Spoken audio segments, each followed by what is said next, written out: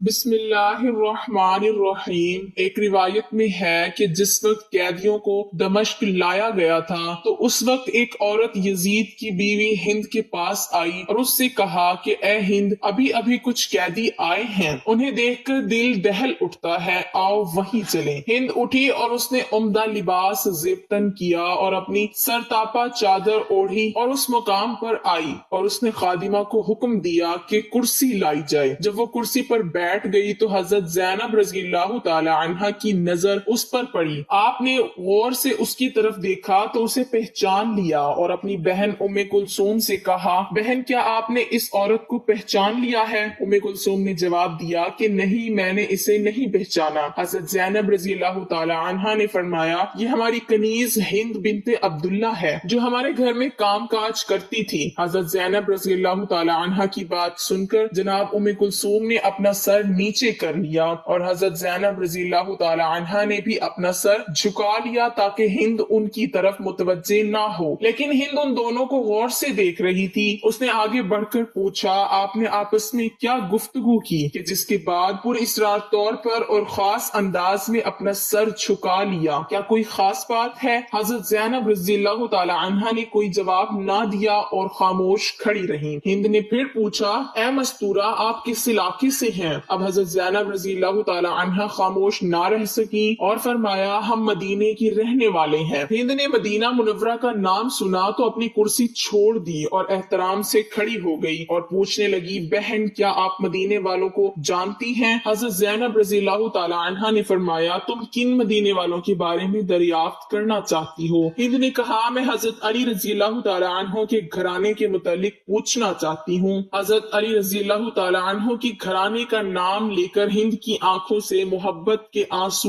جاری ہو گئے اور خود کہنے لگی، میں اس گھرانے کی خادمہ تھی اور وہاں کام کیا کرتی تھی، مجھے اس گھرانے سے بہت محبت ہے۔ حضرت زینب رضی اللہ تعالی عنہا نے پوچھا، تم اس گھرانے کے کن افراد کو جانتی ہو اور کن کے متعلق دریافت کرنا چاہتی ہو؟ ہند نے کہا، میں حضرت علی رضی اللہ تعالی عنہ کی اولاد کا حال معلوم کرنا چاہتی ہوں۔ میں حضرت حسین اور اولاد حسین اور علی کی پاک باز بیٹیوں کا حال معلوم کرنا چاہتی ہوں۔ خاص طور پر میں اپنی آقا زادیوں زینب و کلثوم کی خیریت دریافت کرنا چاہتی ہوں اور اسی طرح فاطمۃ الزہرا کی دوسری اولاد کے متعلق معلوم کرنا چاہتی ہوں۔ حضرت زینب رضی اللہ تعالی عنہا نے ہند کی بات سن کر اشک بار آنکھوں کے ساتھ جواب دیا، تو نے جو کچھ پوچھا ہے میں تفصیل سے تجھے بتاتی ہوں۔ تو نے علی کے گھر کے متعلق پوچھا ہے تو ہم اس گھر کو خالی چھوڑ کر آئے ہیں۔ تو حسین کے متعلق دریافت کرتی ہے تو یہ دیکھو، تمہارے امام حسین رضی اللہ تعالی عنہ کا سر تمہارے شوہر یزید کے سامنے رکھا ہے۔ تو نے اولاد علی کے متعلق دریافت کیا ہے تو ہم ابو الفضل العباس سمیت سب جوانوں کو کربلا کے تپتے صحرا میں چھوڑ آئے ہیں۔ تو نے اولاد حسین کے متعلق پوچھا ہے تو ان کے سب جوان مارے گئے ہیں، صرف ایک علی ابن حسین باقی ہیں جو تیرے سامنے ہیں اور بیماری کی وجہ سے ناتواں ہیں۔ اور جو تو نے زینب کے متعلق دریافت کیا ہے تو دل پر ہاتھ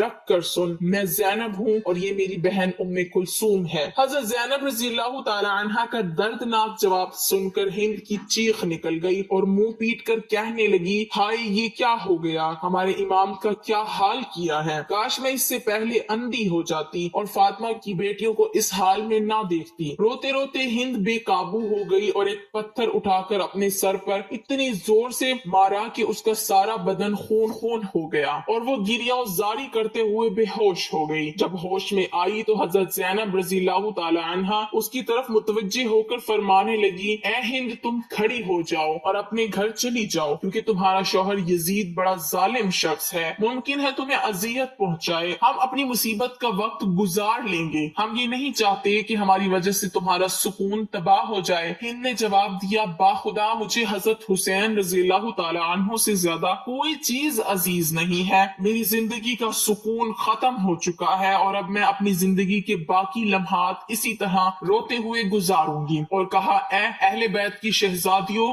میں آپ سے درخواست کرتی ہوں آپ سب میرے گھر آئیں، ورنہ میں بھی آپ کے ساتھ یہیں بیٹھی رہوں گی اور قطعاً اپنے گھر نہیں جاؤں گی۔ یہ کہہ کر ہند کھڑی ہوئی اور اپنی چادر اتار کر یزید کے پاس آ گئی۔ یزید اس وقت بیرون ملک سے آئے تھے۔ ہند نے یزید سے کہا، اے یزید کیا تو نے حکم دیا ہے کہ امام حسین کا سر نوک نیزے پر بلند کیا جائے؟ जाए और दरवाजे पर लटका दिया जाए। नवासे रसूल का सर मेरे घर के दरवाजे पर। यजीद ने अपनी जोजा को इस हालत में देखा तो फौरन उठ खड़ा हुआ और भरे दरबार में उसे सरबराहाना देखकर बर्दाश्त न कर सका। उसे चादर पहनाई और कहने लगा, हाँ ये हुक्म मैंने दिया है, अब तो नवासा रसूल पर गिरिया और मातम करना चाहती है तो बेशक कर ले, लेकिन हकीकत ये है कि इब्ने जियाद ने जल्दबाजी से काम लेते हुए हुसैन को कत्ल कर डाला है। जब यजीद ने मकरो फरेब से भरे हुए जुमले कहे तो उस वक्त उसने हिंद को चादर उड़ाई तो हिंद ने कहा, ए यजीद, खुदा तुझे तबाह बर्बाद करे, अपनी जोजा को भरे मजबे में सरबराहाना देखकर तेरी गैरत जाग उठी है, मगर तू रसूल सल्लल्लाहु अलैहि वसल्लम की साहबजादियों को खुले आम सरबराहाना बाजारों और दरबारों में लाया है और उनकी चादरें छीनकर उन्हें नामहरमों के सामने लाते वक्त तेरी गैरत कहाँ गई थी? ए यजीद, लानत हो तुझ पर, ये कहकर वहां से चली गई।